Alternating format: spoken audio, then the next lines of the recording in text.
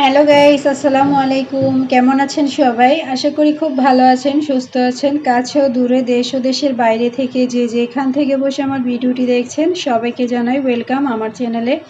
তো বন্ধুরা, আবারও নতুন রেসিপি নিয়ে আপনাদের মাঝে হাজির হয়ে গেলাম। আমার আজকের রেসিপি তরমুজের পুডিং। আর এই প্রচণ্ড গরমের মাঝে কিন্তু ঠান্ডা ঠান্ডা পুডিংটা খেতে ভীষণ ভালো লাগে। তো চলুন বন্ধুরা, রেসিপিটা শুরু করি।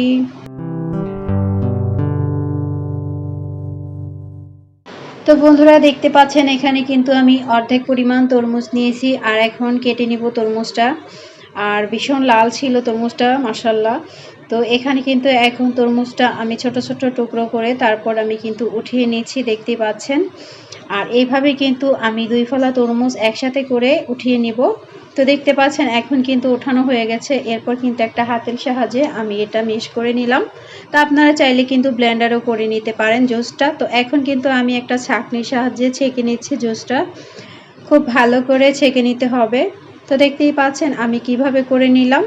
তো এখন কিন্তু আমি সবগুলো মিশ্রণ একসাথে করে নেব। তো প্রথমেই কিন্তু আমি তরমুজের সাথে দিয়ে দিয়েছি 1 কাপ পরিমাণ চিনি। এরপর দিয়েছি আগার আগার পাউডার 2 চা চামচ। এরপর কিন্তু খুব ভালো করে মিশিয়ে নিলাম। তো চুলায় দেওয়ার আগেই কিন্তু এই কাজটা করে নিতে হবে। তো বন্ধুরা, দেখতে পাচ্ছেন এখন এই পর্যায়ে কিন্তু খুব ভালো করে মেশানো হয়ে গেছে। এরপর কিন্তু চলে আসলাম চুলায়। আর এখন কিন্তু চুলায় বসিয়ে দিয়েছি। তো অনবরত নেড়ে চেড়ে তারপর কিন্তু এটা জাল করে নিতে হবে। ফুটে আসা আগ পর্যন্ত কিন্তু এটা খুব ভালো করে আমি জাল করে নিব। তো দেখতেই পাচ্ছেন এখন কিন্তু বলক এসে গেছে। তো এই পর্যায়ে কিন্তু 2 থেকে 3 মিনিটের মতো জাল করে তারপর চুলা থেকে আমি নামিয়ে নেব। বেশিক্ষণ জাল করার কোনো প্রয়োজন নেই।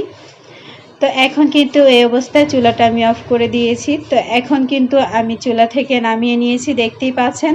আর একটু হালকা ঠান্ডা করে তারপর কিন্তু আমি যেই পাত্রে এটা সেট করব সেখানে দিয়ে দিব।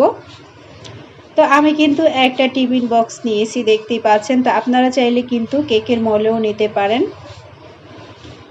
তো এখন কিন্তু সবগুলো মিশ্রণ আমি দিয়ে দিচ্ছি এই বাটির মধ্যে। তো ঠান্ডা হওয়ার পর্যন্ত অপেক্ষা করব। তো এরপর কিন্তু আমি ফ্রিজে রেখেছিলাম 2 ঘন্টার মতো। এরপর কিন্তু এখন আপনাদের সাথে আমি কেটে তারপর দেখিয়ে দিচ্ছি।